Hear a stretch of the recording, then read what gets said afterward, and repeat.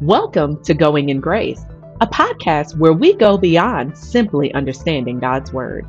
We explore how to live it out daily, making a meaningful impact in our lives and the lives of those around us. Let's tune in to this week's episode. Today, we're diving into a topic that many of us wrestle with: waiting. Specifically, the season of preparation. If you've ever felt hidden, overlooked, or delayed, this episode is for you. There's a divine rhythm to elevation. God doesn't rush leaders to the platform. He prepares them in the quiet places, in the wilderness, in the prison, in the pasture. And when the time is right, He opens the door no man can shut. Psalm 75, 6-7 says, "For exaltation comes neither from the east, nor from the west, nor from the south, but God is the judge. He puts down one and exalts another." Let that settle in your spirit. You don't have to maneuver your way into influence. You don't have to force visibility. When it's time, God will exalt you. Let's start with Moses. Raised in Pharaoh's palace, he had every earthly advantage. But when he tried to step into leadership prematurely by killing the Egyptian, he ended up fleeing into the wilderness. And there he stayed for 40 years.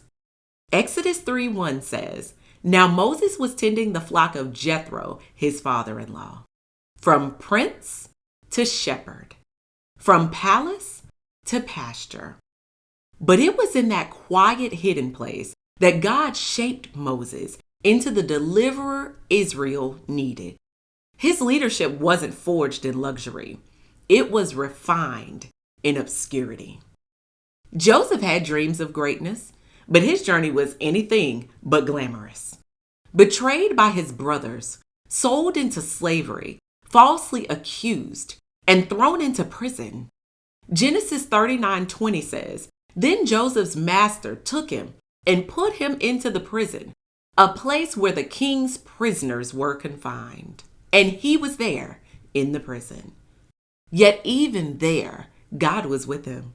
Joseph didn't manipulate his way to the throne. He served faithfully in every season. And when Pharaoh had a dream, Joseph was summoned. Not because he campaigned, but because he was prepared. Genesis 41:14. "Then Pharaoh sent and called Joseph, and they brought him quickly out of the dungeon. And he shaved, changed his clothing, and came to Pharaoh." God's timing is never late. Joseph went from prisoner to prime minister in a single day. But it took years of preparation to be ready for that moment. David was anointed as king while still a teenager, but he didn't ascend the throne immediately. He went back to tending sheep. He played music for Saul. He ran for his life. He hid in caves. Psalm 78, 70-72 says, "He also chose David his servant and took him from the sheepfolds. From following the ewes that had young, he brought him to shepherd Jacob his people and Israel his inheritance. So he shepherded them according to the integrity of his heart and guided them by the skillfulness of his hands." David's leadership was shaped in solitude, in obscurity, in waiting. And when the time came, God established him, not because David pushed his way forward, but because he waited on the Lord. In 2 Samuel 5, 1-5, we see the summary of David's journey, a journey that demonstrates patience. David never usurped the throne, and even when King Saul was dead, he still waited for the people to arrive at the conclusion that he was their king. Then all the tribes of Israel came to David at Hebron and spoke, saying, "Indeed, we are your bone and your flesh. Also, in time past, when Saul was king over us, you were the one who led Israel out and brought them in. And the Lord said to you, 'You shall shepherd my people Israel and be ruler over Israel.' Therefore, all the elders of Israel came to the king at Hebron, And King David made a covenant with them at Hebron before the Lord. And they anointed David king over Israel. David was 30 years old when he began to reign, and he reigned 40 years. In Hebron, he reigned over Judah 7 years and 6 months. And in Jerusalem, he reigned 33 years over all Israel and Judah. Even if the people around you do not yet know what God has placed inside you to allow you to serve them, wait. Be patient. God knows, and his knowledge is all that matters. Even Jesus had a preparation season. 30 years of quiet obedience before 3 years of public ministry. Luke 2:52 says, "And Jesus increased in wisdom and stature and in favor with God and men."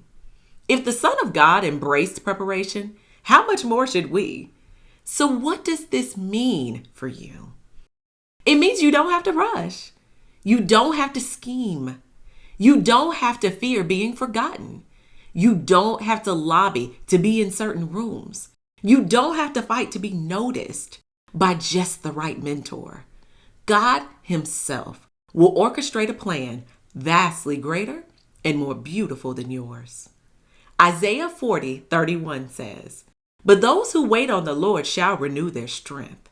They shall mount up with wings like eagles. They shall run and not be weary. They shall walk and not faint."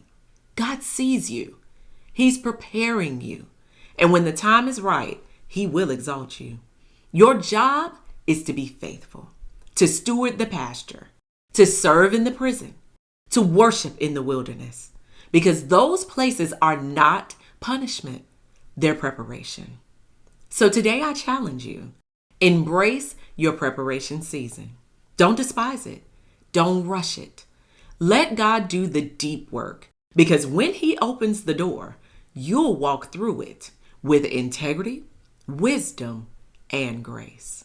Remember Philippians 1:6, being confident of this very thing, that he who has begun a good work in you will complete it into the day of Jesus Christ.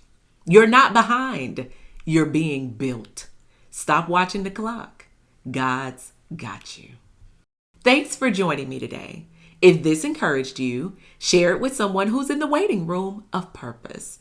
And until next time, stay ready and trust the timing of God. You've been listening to Going in Grace. Be sure to visit us online at brandistover.com.